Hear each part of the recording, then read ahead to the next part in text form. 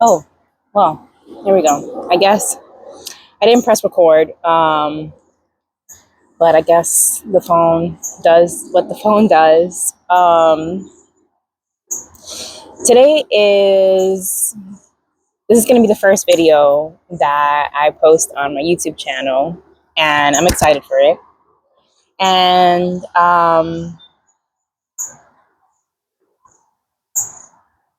I guess I'll talk about who I am. My name is Tanya. Um, Apologize for the word, the filler words and stuff as I continue to improve on my speech.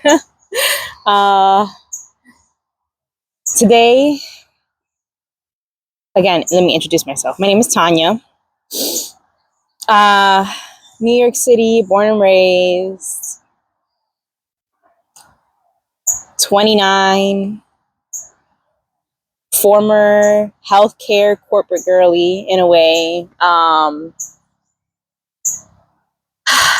And this is the my second day of being a free woman.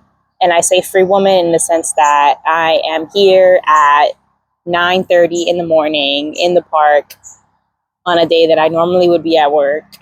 And I have had the blessing to experience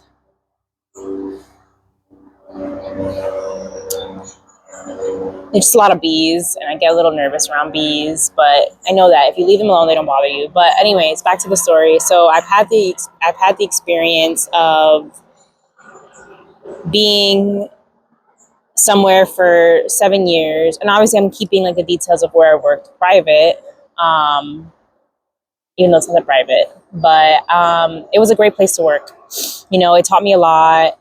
It was a mental health practice, and I think that more people should take advantage of the fact that they work at a mental health practice as a way to grow themselves as a person, especially like a child and adolescent mental health practice. And so that was my experience at this place. The unfortunate thing about it is that a lot of people's experience being there is somewhat like an imprisonment of their time, an imprisonment of their personalities, and that is just the culture of working full time. That has no, it's not specific to one place. There are places that actively work against that kind of culture, that kind of like paradigm in a way. And yeah, anyways, so that's what I did for work. For my 20s, basically my 20s, yeah, from 22 to 29 years old. That's pretty much all your 20s. Like since I graduated college to just past 29 years old. That's what I've done. And in that time,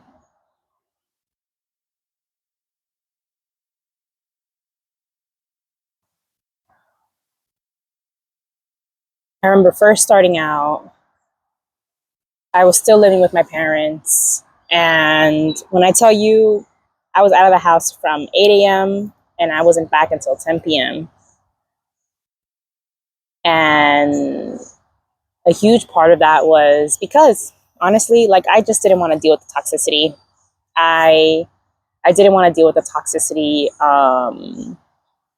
Suffering was never something that I felt of responsibility to put myself through. And I say that with the utmost awareness of the amount of suffering that takes place on this planet. And even in my own lineage, I just saw the vibes, and every attempt that I made to for better, and there's like literally there's a certain point in your process, and this is like something that has happened, like this is a cycle that I've gone through several times, that you're pushing and pushing and pushing for something to become better, that you yourself become part of the poison that you're trying to fix. And it got to that point with my family on several occasions, that I would push and push and push for things to get better, you know, to the point where I lost my cool. You know, I became part of the problem that I didn't want to become part of. And that had its own slew of reactions from other people, you know, and I just don't advise anybody to have to go through that experience. And so the first 2 years at my job, I stacked up my money. I did. I stacked up my money. I saved about 10K. I was dating a guy, you know, shout out to him for being there, for being a support system, being what I needed in that moment, in those moments. Moved out January 2020, shortly after the pandemic hit.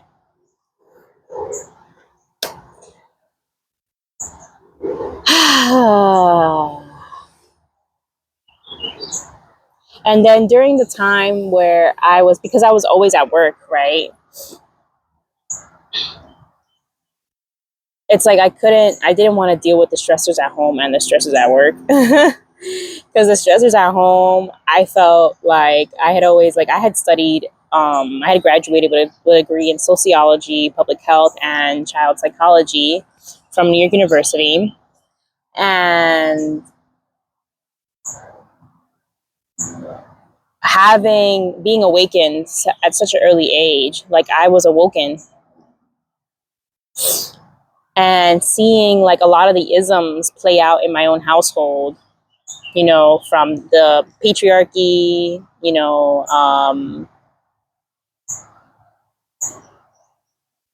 like toxic masculinity,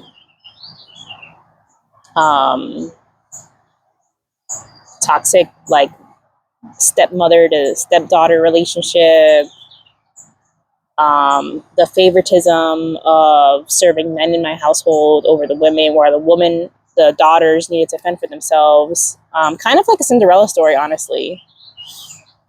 And it's like I saw those things and I would call them out, and I'd be like, this is not right. Like, this is not right. Like, why are you allowing this to be the culture of our home? And then when we're in public, like, it's a different story. Like, you portray a different version of what our family is in public, and that's not okay, because that completely invalidates the experience that I'm having, an experience where I feel like I'm not even part of a family. I don't even feel part of this family. Like, I feel like I felt like I literally was only there because I had to, because I didn't have another choice. You know, it wasn't like I could run away somewhere and like create a life anywhere else. No, like, under 18, like, you're stuck, you know. But lo and behold, by 23, I was out. 23, almost 24, I was out, and I've stayed out, you know.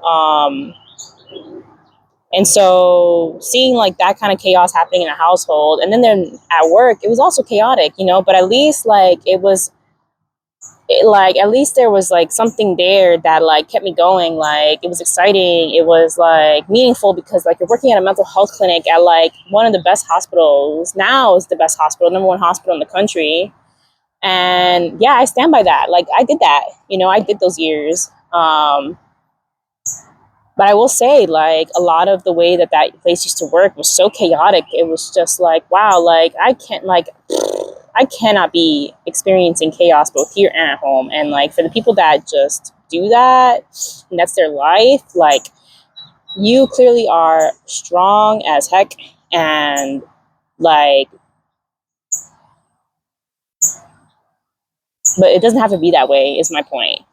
You know, and that's something that I've always said, like, even at home, like, it doesn't have to be this way. Why is it this way? Like, why are steps not being taken to improve here?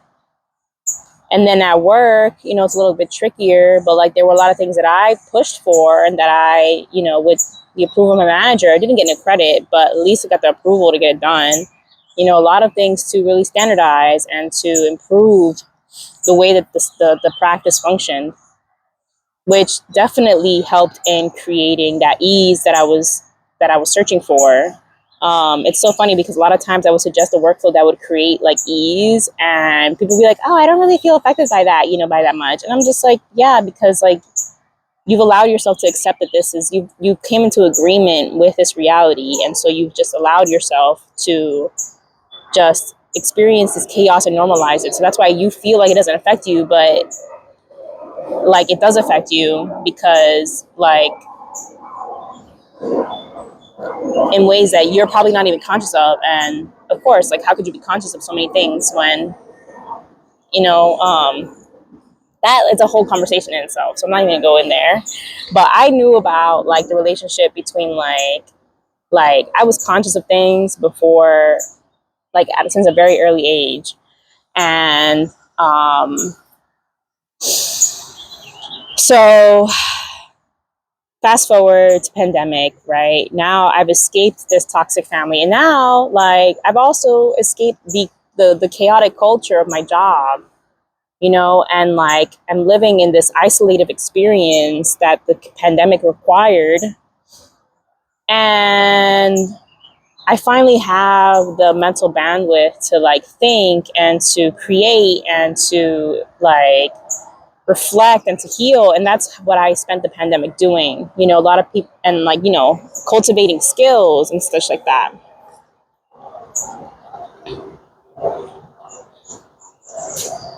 Um,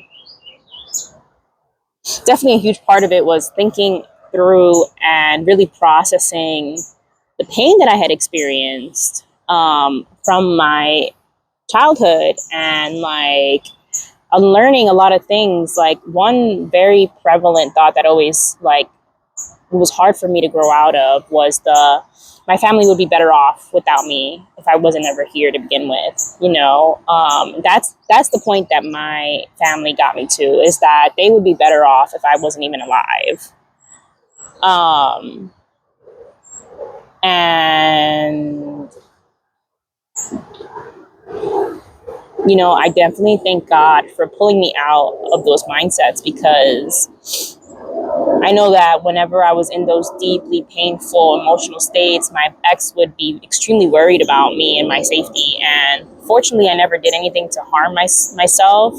Thank God I never did anything to harm myself physically. But the intent was there, and it was strong, and the feelings were strong.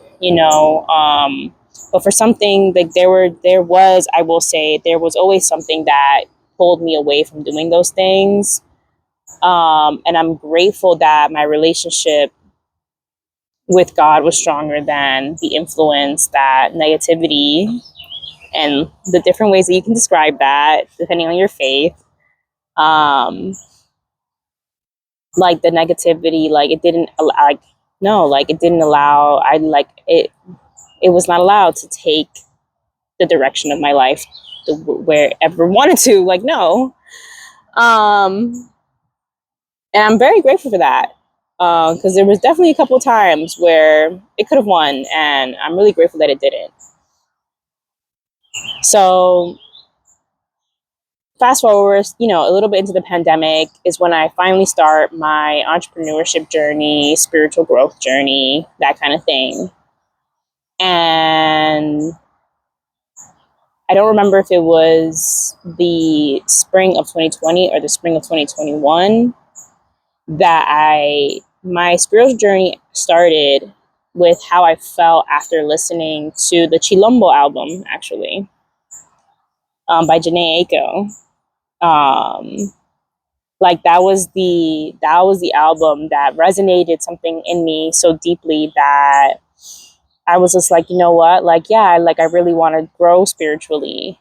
And I didn't know what that meant at the time, but I was excited. And I had grown up Pentecostal, and for a lot of reasons, I had rejected the church, and I rejected its people.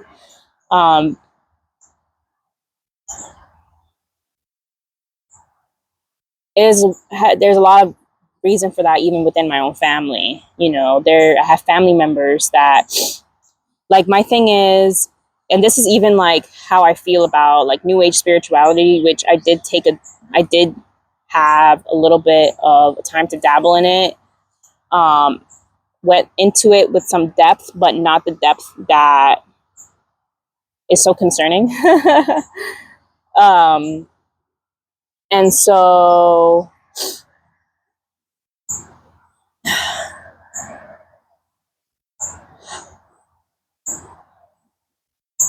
from like an early age, I said I was never going to be a Christian. And I stood firm on that for 15 years, I want to say. Because I stopped going to church as a teenager and would only go to church if it was required, like a holiday, like Easter, because a family member, because I have pastors in my family.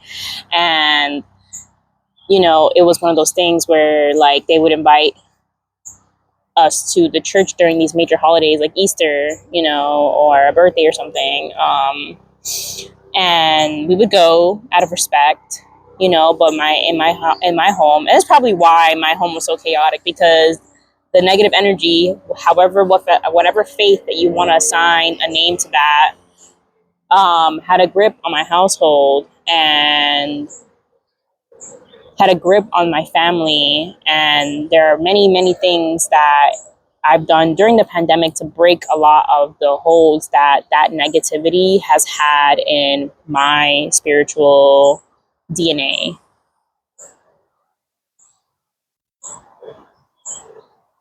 And all right, so like I was saying, like Christianity, like a lot of my family, what I never appreciated about how they practice their faith was how delusional how delusional it was. And like that's also what I see a lot in new age spirituality, which is another reason why I was like, this isn't it. Like anything that's delusional and that isn't grounded and rooted in the earth that we live and in the decisions that we can make as humans, like it's not right. You know, of course you should have somewhat of a delusional trust with God, because he is our almighty creator that we need to give respect to and worship and praise at every given moment, you know. But I didn't understand that at the time. All I saw was stupid comments made by ignorant family members who don't bother to expand their mind beyond the limited knowledge they know. And to like explore, like question the answers that they have, you know. Like for example, like I had a family member that he really believed that his car would get fixed because it would be God's will. And that infuriated me, because it was just like, you're making us look bad, dude. Like you can very well like do the things that you need to do, take the responsibility that you have as a human being and also as a man to step up to the plate and do what needs to be doing to fix your car. Like,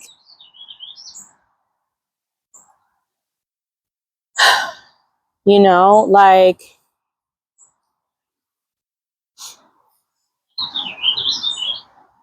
so during the pandemic is when I went on my spiritual journey. And my spiritual journey started with the resonance that I felt from the Chilombo album. And I was like, okay, like meditation, breath work, like as tools, not as like a spiritual practice, like that belongs to some kind of spiritual belief system, but just as tools that you can use to connect to yourself more. And then in connecting to yourself more and healing the parts of you that are so deeply rooted in so many painful experiences, can you peel back the layers and heal until something blossoms from it. And that for me was what spirituality is. You know, that for me was what a connection to God is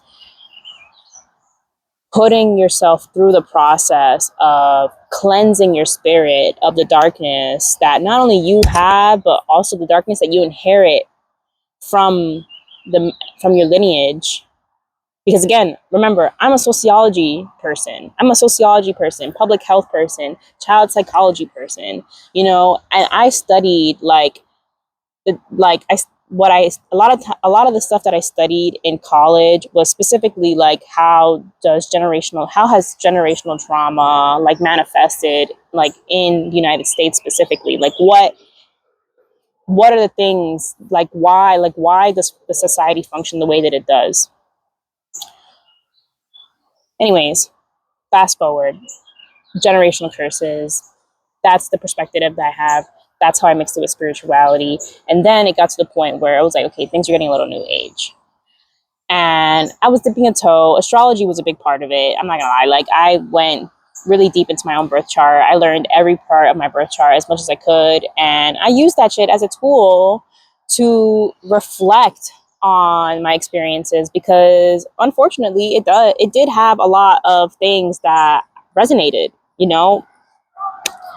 And it had a lot of things that I needed that information sooner. You know, like I have a colleague that said that, oh, you basically cheated. Instead of like following God's plan, you took the fast route with astrology. You know, and I said, yes, I did, because I didn't want to wait my whole life to heal. You know, I was like, there's things that I want to achieve in my life. There are things that I want to experience. There are different experiences that I want to have, and I don't want to go into those experiences with all this freaking baggage, with all of this pain and all this unresolved trauma. I want that stuff resolved. And if astrology is going to give it to me, then good. I'm going to use it as a tool. You know, I'm not going to create a whole belief system. And I have a story about that too. And it wasn't until the fall of 2022 that I denounced astrology because of how manipulative I felt it was becoming. And I felt I have this strong reaction when I feel like I'm being manipulated. So yeah, I was like, no, this is not okay. And I let it go. Like, that was the moment when I started letting it go, and it took a while for me to fully let it go, but I did. And then I started trying to get into tarot, and then I started buying decks, and I had crystals. I loved crystals, and I wasn't using crystals as like this thing. Like, it was like, for me, it was like, okay, like there's a science behind this. You know, there are energetic properties that claim to resonate with the human body. And even though I'm not, you know, going out of my way to study that right now, and I had planned to, right now it's not that important to me anymore. Anyways, the point of the story is that or this spirituality story, because I haven't even gone to like the work story yet, but the spirituality part of it is that there was a period in the fall of 2023 where I started getting these strong messages about needing to become a Christian, so strong that they were aggressive, and it really turned me off. I was just like, listen, I haven't been a Christian in many years, and like, if this is the way, like, then this is not the way. Like, I don't feel like this is safe in my heart, like this kind of invitation. And so again, I put it off, you know, until I started having conversations with a colleague of mine. Shout out to you, Sai. And I expressed my frustration, you know, and like where I was coming from, and like what were my focuses, and how like my spiritual journey was mostly the root of all of what I cared about was expanding the human mind, you know, like opening it up so that people can become more aware, opening up to the extent that's appropriate for that person, because there are levels of opening the mind that are quite dangerous. And that's where a lot of problems start to happen if you're not careful. And I've seen it. People get into weird mental like issues, and it's not right for everybody. But at least to the point where it's like, hello, like, at least be aware of the actions that you're taking, the root of the actions that you're taking, and then the willingness to unlearn and learn a different way of being that actually can support the quality of improving your relationships and ultimately improve your connection to God. Like, those were the things that I cared about. And if you wanted to use tools like astrology to help you do that, crystals to help you do that, you know, every once in a while, you may be a tarot reading, you know, but nothing to the point where you actually created a belief system around these things, you know, like you have some distance, because at the end of the day, like a lot of people don't understand how serious spirituality can get. They don't understand what they're messing with, and it can become very dangerous very quickly for the unsuspecting person. And so, yeah, what that concludes into is that spring slash summer of 2024, I renewed my faith. I became reborn. I'm a Christian once again. And I'm a Christian in the sense that I'm a follower of Jesus Christ. I am a follower of Jesus Christ. That man lived. That man died for our sins. That man performed the miracles that he did. That man did the things that are stated in the Bible. Like, that man did the things. And not only is it in the Bible, it's also in supporting, is it also in text outside of the Bible. Like, he is mentioned outside of the Bible. Like, and while I may still have this need in me to understand the spirituality of my ancestral heritage better,